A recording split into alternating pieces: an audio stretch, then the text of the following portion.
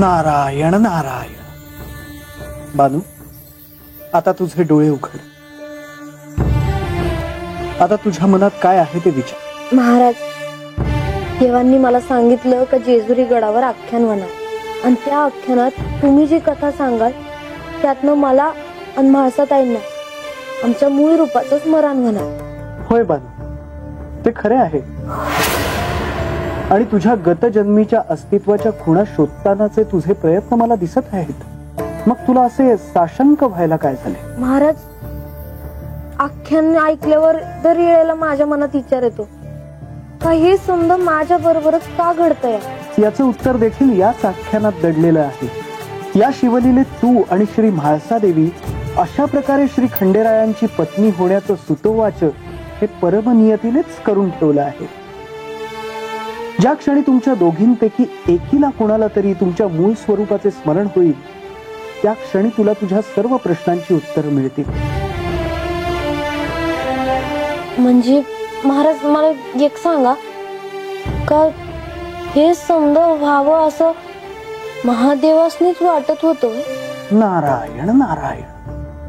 बानू, तू तर मला सर्व काही स्पष्टच विचारते आहेस. म्हणजे तुला आख्यानातून काहीच बोध झाला नाही का? आता ते म्या कसं सांगणार. म्हणजे म्या काय विचार करते तो बरोबर आहे का चूक आहे हे म्याच कसं सांगणार. मी सांगेन, पण त्याआधी तू मला सांग की आतापर्यंत तुला या आख्यानातून काय कळलं? मला हे कळालं आहे का मागल्या जन्मात माझा कैलासाशी संबंध होता आणि महादेवांचा आशीर्वाद माझ्या संग होता. नारायण नारायण.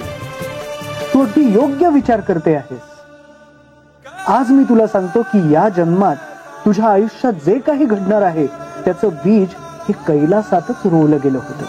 महाराज, देवांनी हो समजा आख्यानाचा घाट कशा पाय घातला आहे. म्हणजे मला आन म्हाळसा देवीसनी हे समजा सांगून का नाही टाकत. आणि त्यांनी समजा सांगितलं तर आम्हाला बी कळणार होय आम्ही कोण आहोत ते. कारण ती एक साधना आहे बानू.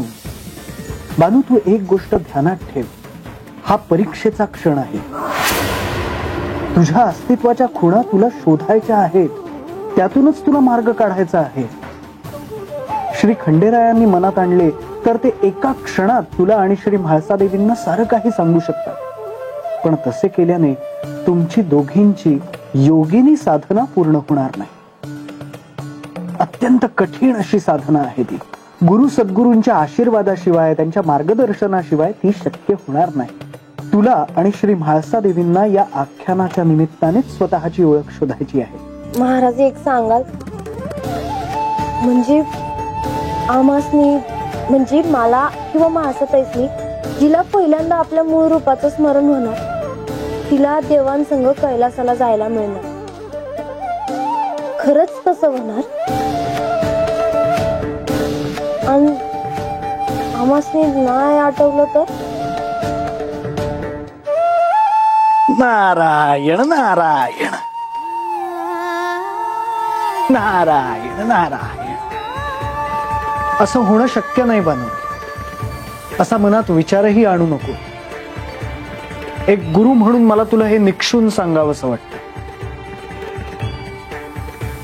ओ भाई महाराज, जे माझ्या मनात होतं तेही विचारलं बघा मी. बानू, तू माझी शिष्य आहेस आणि मला ठाऊक आहे की एका साधकाला दिव्य साधक बनण्यासाठी जे गुण त्याच्या अंगी असावे लागतात हे सर्व तुझ्यात आहे.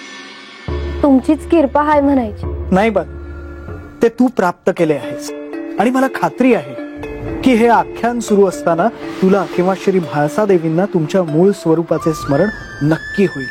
आणि तसे जर झाले नाही तर काय करायचे याचा विचार श्री खंडेरायांनी करून ठेवला असेल.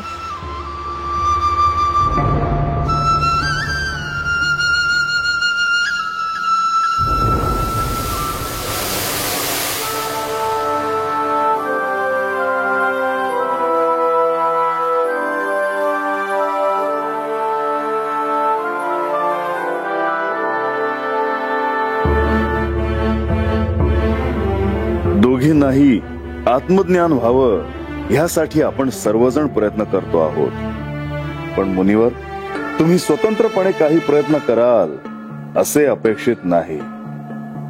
सागराच्या तळाशी बंद शिंपल्यात एखादा मोती असावा, तसंच काळाच्या कुठल्या तरी कप्प्यात ते स्मरण दडलेलं आहे.